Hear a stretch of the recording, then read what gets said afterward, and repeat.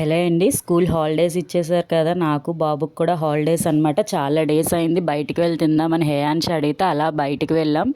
మా హౌస్‌కి near by Punjab dhaba ఉంటే అక్కడికే వెళ్ళాం అనమాట. లాంగ్ వెళ్తే ఎందుకు టైం వేస్ట్ అనేసి అని చెప్పి. కానీ చూడండి జనాలు ఎంత రష్ ఉన్నారంటే అసల లోపల మొత్తం సిట్టింగ్ ఫుల్, బయట వెయిటింగ్ చైర్స్ అన్నీ కూడా ఫుల్ అనమాట. నేను అనుకున్నాను మనమే కాదు చాలా పీపుల్ బయట తినడానికే ప్రిఫర్ చేస్తున్నారని.